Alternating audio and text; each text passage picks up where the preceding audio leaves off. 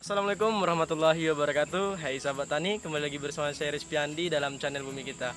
Baik, kali ini saya sedang berada di kebun jagung, yang mana kebun jagung ini merupakan bekas dari kebun cabai yang kita tanam sekitar 3 bulan yang lalu kalau nggak salah. Nah, itu videonya juga ada di channel kita, di channel Bumi Kita. Silahkan dicek bagaimana kami membudidayakan cabai. Nah, mungkin sahabat tani bertanya-tanya, kenapa setiap orang misalnya setelah membudidayakan cabai mereka harus mengganti tanamannya yang tidak satu famili dengan tanaman sebelumnya. Nah, inilah yang akan kita bahas pada video kali ini, yaitu seberapa penting pergiliran tanam atau rotasi tanam pada lahan yang kita garap. Sebelum kita lanjut ke videonya, jangan lupa tekan tombol like, komen, dan subscribe.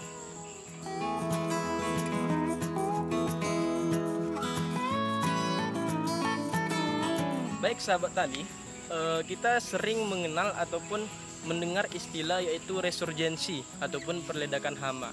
Nah, perledakan hama salah satu faktor yang terciptanya ataupun faktor penyebab kenapa terjadi resurgensi ataupun perledakan hama ialah kita sering melupakan yang namanya rotasi tanam ataupun pergantian tanaman setiap habis tanaman yang sudah kita tanam. Inilah salah satu penyebab terjadinya resurgensi hama, karena pada periode pertama kita menanam cabai itu biasanya hama ataupun jamur patogen yang ada pada lahan periode pertama itu belum hilang semua, akan tetapi mereka masih berdiam diri di sana. Nah, kemudian kita lanjut tanam periode kedua dengan tanaman yang sama sehingga mereka akan mudah berkembang biak dan menjadi mengganas. Nah, itulah yang disebut dengan istilah resurgensi.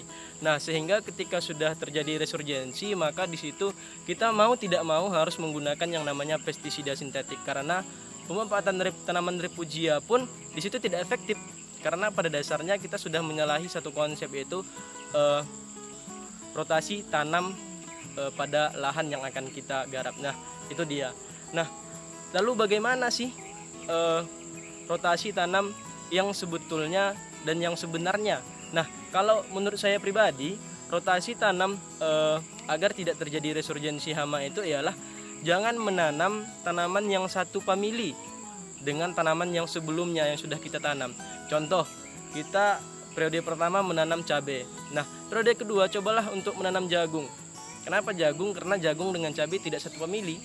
Nah, di situ dengan tidak satu famili mereka akan berbeda hama, sehingga nanti hama dari tanaman cabai tidak akan bisa katakanlah tidak akan bisa menyerang ataupun mengganggu dari tanaman jagung ini sendiri. Nah, itu dia, sehingga nanti kita tidak perlu yang melakukan penyemprotan pestisida sintetik yang berlebihan, karena pada dasarnya sudah saya katakan pada video sebelumnya, pestisida sintetik itu sangat berbahaya bagi kesehatan kita sendiri karena mengandung residu. Walaupun sering kita mencucinya, produk-produk pertanian yang menggunakan pestisida sintetik, tetapi residu di dalam tanaman itu sendiri susah untuk hilang, sehingga banyak sekarang orang menggalakkan pertanian organik. Nah, itu dia.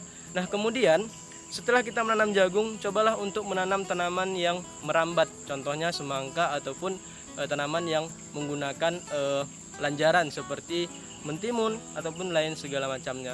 Nah, ini fungsinya adalah untuk memutus rantai hama tersebut sehingga dia tidak berkembang terlalu besar.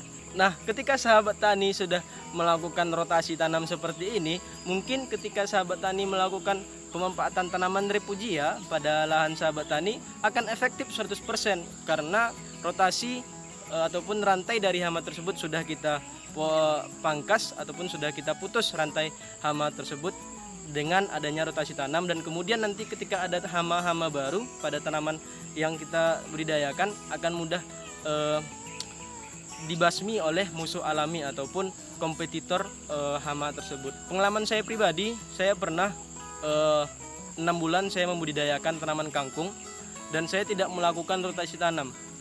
6 bulan saya melakukan hanya budidaya kangkung saja, bayam, dan bayam bahkan saya tidak pernah membudidayakan, hanya kangkung saja. Habis misalnya sudah 21 hari setelah dipanen langsung tanam, panen langsung tanam, panen langsung tanam.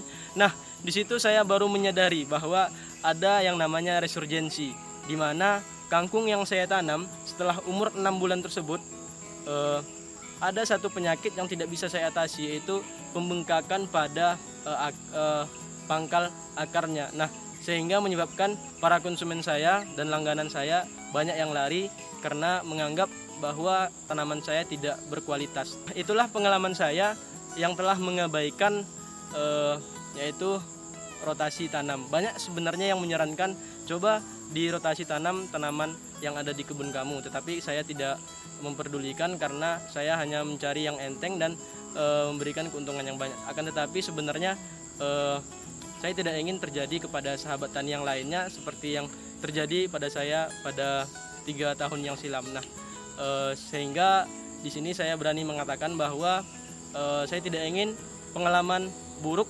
ataupun pengalaman kelam yang saya alami pada 3 tahun yang silam terjadi pada sahabat tani. Makanya saya menampilkan video ini di channel Bumi Kita. Nah, sekian dari saya. Jika ada pertanyaan, silakan tinggalkan di kolom komentar. Saya Rizky Andi, salam petani milenial. Assalamualaikum warahmatullahi wabarakatuh.